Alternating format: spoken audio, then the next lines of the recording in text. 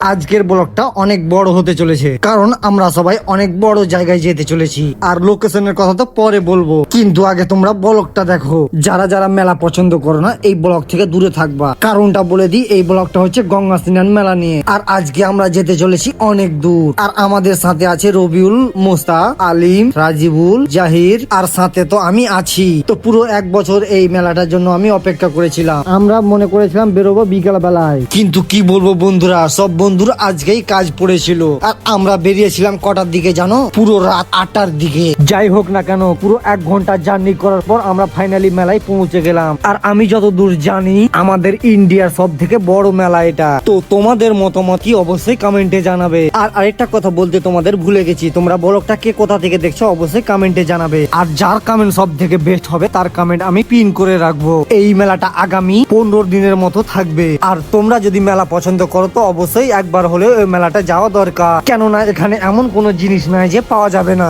সেটা ছেলে হোক কিংবা মেয়ে। প্রথমে তো এই মেলাতে আমি পা দিয়ে হারাডাক হয়ে গেছিলাম। আর হারাডাক কেন হয়েছিলাম জানো? দোকান দেখে বন্ধুরা। আমি তো মনে মনে ভাবছিলাম পৃথিবীতে যত দোকান আছে মনে হয় আজকে এখানেই চলে এখানে এসে তোমাদের অনেক ভালো লাগবে, আমি কথা দিচ্ছি। আর যদি ভালো না লাগে তো ভ্যান ভাড়া, টোটো ভাড়া সবকিছু আমি দেবো। আমি এই ভিডিওটা করেছি রাত 10টার দিকে, সেই জন্যই অত ভালো করে করতে পারলাম না, সরি গাই। তো তোমরা তো ব্লকের মধ্যে দেখতেই পাচ্ছ এখানে এমন কোনো জিনিস নাই যে পাওয়া যাবে না। তো তোমরা নিশ্চয় মনে মনে ভাবছো এই জায়গাটা কোথায়। জায়গাটা হলো মালদা চাঁচল স্বরূপগঞ্জ গহিলা মেলা। আমরা কিছু কিছু বন্ধুর জন্য অনেক দেরি করে ফেলেছিলাম। তোমরা অবশ্যই 4টার মধ্যে ঢুকে যাবে। তোমরা এই মেলাটা কে কে গিয়েছো, কে কে চেনো অবশ্যই কমেন্টে জানাবে। এখানে মোটরসাইকেল, কার পার্কিং নিয়ে অত ভাবতে হবে না, এগুলোর জন্য সুব্যবস্থা আছে। এর আগে শামসি বই মেলার ব্লকে আমাকে অনেক ভালোবাসা দিয়েছিলে, তাই ছোট ছোট ব্লগ গুলি তোমাদের আপডেট দিতে ভীষণ ভালো লাগে। এই মেলায় আমাকে সব থেকে বেশি ভালো লেগেছে ফুলের বাগান গুলো। মনে হচ্ছে সত্যি সত্যি আমি কোনো ফুলের বাগানে ঘুরছি।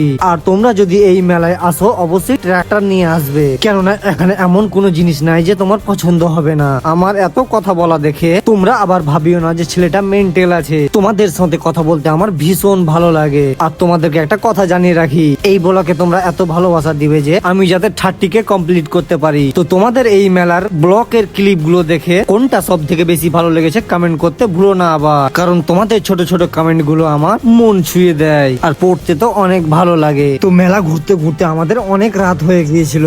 আমরা যদি পার্সোনালি কার না নিয়ে আসতাম তো মনে হয় আজকের রাতটা আমাদের এখানেই কাটাতে হতো, কেননা এত বড় মেলা কম সময়ের মধ্যে ঘোরাটা তো অসম্ভব। মেলা ঘুরতে ঘুরতে আমাদের প্রায় রাত 12টা বেজে গিয়েছিল আর পেটেও চুহা দৌড়াতে লেগেছিল। তাই আমরা প্ল্যানিং করলাম চল যাই রুটি খাওয়া যা। আর এখানকার রুটিগুলো খেতে কিন্তু খুব ইন্টারেস্টিং ছিল।